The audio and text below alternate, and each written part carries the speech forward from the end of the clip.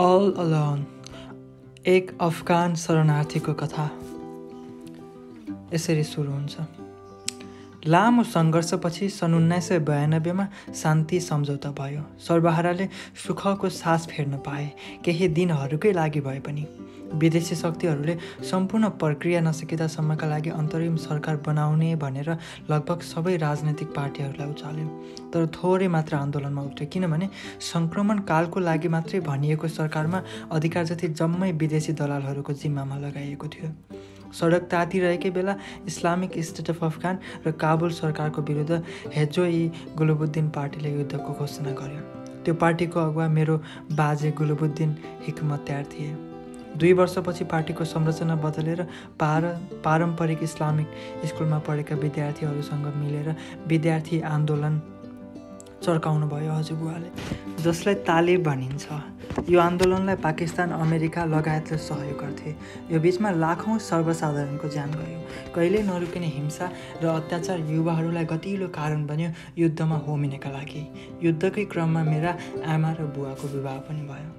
तालिबानको शक्ति 1995सम्म अनियन्त्रित नै भइसकेको थियो। फेरि अफगान सरकारको अपरेसन भयानक पनि हुन थालेपछि मेरो बाजे सपरिवार टर्की पलायन हुनुभयो भूमिगत हुनका लागि। देश छाड्ने बेलामा मेरी आमाको गर्भमै थिए। मेरो जन्म इस्तानबुलमै भयो 1996 फेब्रुअरी 24 शनिबारका दिन। 1996 को मेमा तालिबानले अफगानिस्तानको लगभग आधाभन्दा ज्यादा भूभाग विजय गरिसकेपछि सरकारले सम्पूर्ण शर्त स्वीकारेर शान्ति सम्झौता गर्ने निम्तो दियो। म मे महिनाको 17 तारिकमा इस्तानबुलबाट स्वदेश फर्कियौँ सपरिवार। शान्ति सम्झौता योजना अनुरूप नै भयो। मेरा बाजेको नेतृत्वमा सरकार पुनर्गठन भयो। फेरि देशभर मद्रसाको विस्तार व्यापक रूपमा भयो। पहिलो वर्ष देश पूर्ण अमन चयनमा थियो। विडम्बना 1997 अगस्तमा नरसंहार भयो। घरमा ईद अल फित्रको रौनक थियो। 81 घर बारुदमा उड्यो। केही सेकेन्डमै तहस नहस हुने गरी बुवा, म, हजुरबुवा, बाज मात्रै बाँच्न सक्यौँ। फेरि देश गृहयुद्धमा धकेलियो। काबुलबाट फारसी सर्यौँ। मेरै आँखा अघि जननीको सास रोकियो। मेरा खुसीका कारणहरू क्षणभरमै लुटियो। जीवन र मृत्युको दूरी कति संवेदनशील रहेछ। एक धर्सो समय रेखाले त छुट्याउने रहेछ जिउँदो अनि लास। म बसेको घरको भित्ताहरू सिमलका भुवा जस्तै हावामा उडे। धरती रगतले लिपियो। जुन ठाउँमा आमासँग भागेर म लुकामारी गर्थेँ त्यही कुनाहरूमा त्रास, भय, शङ्का अनि जीवन चाहने लुकिरहेका थिए। कति सटिकमै त्यो खुसीको, आशाको सम्पूर्णता चकनाचुर भएर तहस नहस भयो। आमा आमा भन्दै चिच्याए, रोए। कहाँ खोज्न जानु? अङ्गभङ्ग भएका शरीरहरू मात्र छन्। कसैको हात छैन, कसैको खुट्टा छुट्टिएको छ, कम्मरदेखि तल सबै हराएका पनि छन्। कुन अङ्गलाई मेरी आमा भनेर कराउनु? कुन टुक्रालाई म आमा भनेर चुम्नु? रगतले भुइँ भर्यो। जुत्ताले चप्ल्याङ चप्ल्याङ आवाज निकाल्न थाल्यो। दायाँ बायाँ आँसु चुहाउँदै निहाल्न थाले। कतै देखिने मेरी आमालाई। अझै भौतारिँदै निहाल्दै थिए। बुवाले शब्दै नबोली फारसी ल्याएर आउनुभयो। इकबालका आँखा चिसिसकेका छन्। आफ्नो आँसु लुकाउन बनावटी मुस्कान देखायो, तर कहाँ सुहाउँथ्यो र? पहिरोको काखमा सुस्याउँदै बग्ने खोला। आँसु लुकाउन एक पाथी हावा चुसेर थोक निल्यो। अघिसम्म मलाई निहालिरहेका नजर घुमाएर सिमानातिर फिजायो। शून्यता उस्तै छ। आज चरा मुसा कसैको चहल पहल छैन। तैपनि सावधानका साथ कुना काप्चारातिर दृष्टि फ्याँक्यो। मैले पनि डिस्टर्ब गर्न चाहिनँ। आमाको मृत्यु जो कसैको लागि पनि ट्रमा हो। झन् हिन्दू बुद्धिस्ट समुदायमा त मूल भगवान नै मातापिता मान्छौँ हामीहरू। म यसकारण पनि उसको आघात बुझ्न सक्छु। फेरि यत्तिका वर्ष कसैको सान्त्वना बिनै डिल गरिराखेको इकबाललाई मैले के नै पो भन्न सक्थेँ र? म त्यस्तो सामर्थ्य नै छैन।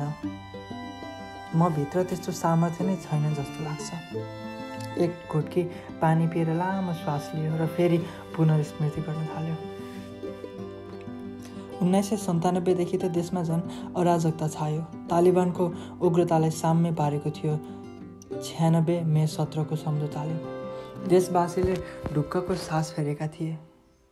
वर्षौंको विध्वंसात्मक क्रान्तिको पूर्ण विरामले विकास निर्माणका कामहरू गुणात्मक रूपमा बढिरहेका थिए, तर त्यो क्रमको जीवनकाल 15 महिना मात्रै रहेछ। 97 अगस्तको नरसंहारले गृहयुद्धलाई झन हौसला दियो। सरकारमा छँदा तालिबानहरूको सञ्जाल देशभरका गाउँ गाउँमा विस्तार भइसकेको थियो। विस्तारित मद्रसा, विद्यार्थी, कम आत्मघाती बम विस्फोट गराउने, योद्धा बनाउने उद्योग ज्यादा भयो।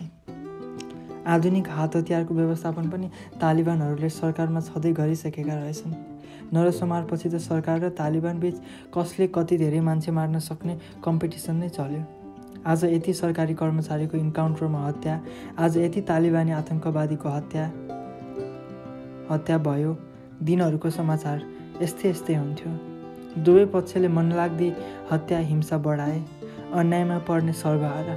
विदेशी देशको सहयोगमा उक्सेको सरकारले शङ्का लाग्यो कि तालिबानको कार्यकर्ता हो भनेर मार्ने। तालिबानले पनि सरकारको जासुस भनेर गाउने, बारुदले उडाउने। आजसम्म सबैभन्दा क्षति कसैलाई भएको छ भने त्यो निमुखा जनतालाई नै भएको छ। तर युद्धमा जित कसको पो हुन्थ्यो र? दुवै पक्षले हार्नु त छँदैछ। मैले पनि हारेरै शरणार्थी बन्ने निर्णय लिएको थिएँ। तिमीहरू फारसी आइसकेपछि के भयो त? तिमी कसरी घरबाट भाग्ने निर्णयमा पुग्यौ? मेरो उत्सुकता बढ्दो थियो। इकबाल हाँस्दै मलाई हेऱ्यो। म पनि मुस्कुराउँदै प्रत्युत्तर गरेँ। फेरि एक घुटकी पानी पिउँदै बोल्यो। काबुलको घटनाले वास्तवमा तालिबानहरूलाई कमजोर पनि बनायो। तालिबानका संस्थापक सदस्यहरू प्रायले नेतृत्वबाट हात झिके। मेरो हजुरबुवा पनि निष्क्रिय रहने मतमा पुग्नुभयो। यसरी पार्टीको नेतृत्व स्वतः मेरो बुवामा पुग्यो। सन्की, उग्र अनि रिसाहा मेरो बुवाको लिडरसिपले अराजक गतिविधिलाई चुलीमै पुर्यायो। तर म खुसी पनि थिएँ। कमसेकम हजुरबुवा त मसँग समय बिताउन सक्नुहुनेछ अब। मैले उहाँको साथ हरपल पाएँ। फारसी आएको 1 वर्षपछि अर्थात् 1989को फेब्रुअरीबाट यो महल निर्माण प्रक्रिया सुरु भयो। जनताको श्रमदानबाट निर्माण हुन त्यस्तै 4 वर्ष जति लाग्यो। 2005मा धुमधामका साथ उद्घाटन भयो यो महलको। सोही दिन बुवाले कान्छी आमा भित्राउनु भयो। कान्छी आमाको लागि म कहिले प्रिय बन्न सकिनँ। तर मलाई गुनासो केही थिएन, किनकि मेरा लागि बा, आमा, दाजुभाइ, साथीसँगै सबथोक हजुरबुवा हुनुभएको थियो। काँधमा बोकेर गाउँ घुमाउन लग्ने हजुरबा, औँला समातेर ताते गराउने हजुरबा, बोल्न सिकाउने हजुरबा, कोखाइ गर्दै खुवाउने हजुरबा, मेरो लागि घोडा बन्ने हजुरबा, लोरी गाउँदै सुताउने हजुरबा, बेडमा कथाहरू सुनाउने हजुरबा। मेरो लागि उहाँ आमा भन्नुभयो, बुवा भन्नुभयो, कलाकार भन्नुभयो, गायक, कथावाचक, अभिभावक, घोडा, कुकुर सबथोक भन्नुभयो। हजुरबुवाको उपस्थितिमा त मलाई निद्रा नै लाग्दैन थियो। हजुरबुवाको अनुपस्थितिमा त मलाई निद्रा नै लाग्दैन थियो। हजुरबुवाको उपस्थिति मेरो पढाइको समयमा मात्रै हुँदैन थियो। सुरक्षाको दृष्टिकोणले मेरो पढाइ दरबारमै प्रबन्धित गरिएको थियो। देशभरि मद्रसा अनि इस्लामिक कानुनको वकालत गरे पनि मलाई भने पश्चिमी शिक्षा दिइयो। एकजना विदेशीले अङ्ग्रेजी पढाउँथे। गणित, विज्ञान, भाषा, साहित्य, इस्लामिक लो पढाउने छुट्टै शिक्षक आउँथे। दर्शन साहित्य शिक्षकसँग सधैँ जस्तो म युद्ध, शान्ति, भातृत्वको बारेमा डिस्कस गर्थेँ। सबैले देशमा जे भइरहेछ त्यो राम्रो छैन भनेर सिकाए। कक्षा सकेपछि पनि हजुरबुवासँग मिलेर तालिबानको बारेमा छलफल गर्थ्यौँ। हजुरबुवाको निष्कर्ष सधैँ एउटै, जे भइरहेछ त्यो गलत हो। क्रान्ति त विचार र बुद्धिले गरिनुपर्छ। कहिलेकाहीँ उहाँ निराश हुँदै भन्नुहुन्थ्यो, मैले यो कस्तो पाप गरेछु, मलाई त अल्लाहले पनि माफ गर्दैनन् होला। कुनै दिन भन्नुहुन्थ्यो, यो फोहोरी बाटो हो, तिमीले तालिबानभन्दा भिन्दै शान्तिको मार्ग अपनाउनुपर्छ। युद्धले कहिले क्रान्ति सफल हुँदैन, न संरक्षण गर्छ पहिचान। तालिबान रहेसम्म अफगानमा हत्या, हिंसा कहिल्यै सकिँदैन। दिनहरू बित्दै गए। म भित्र तालिबान, युद्ध अनि देशमा भइरहेका गतिविधिप्रति घृणा बढ्दै गयो। अनि एक दिन यस्तो पनि आयो जसले मेरो जीवनको धार नै बदलिदियो। प्रकृतिको नियमलाई चुनौती दिनु भनेको अवगतिको बाटो पहिलाउनु हो। प्रकृति सत्ता र मातृसत्ता भन्दा ठुलो कुनै विधि विधान हुनै सक्दैन। जुन समाजले आफ्नो श्रीमती, आमा, दिदी, बहिनी, चेलीबेटीको चाहनालाई व्यवस्था गरेर वस्तु भाउ जसरी व्यवहार गर्छ नि, त्यो समाजमा धर्मको नाश हुन्छ।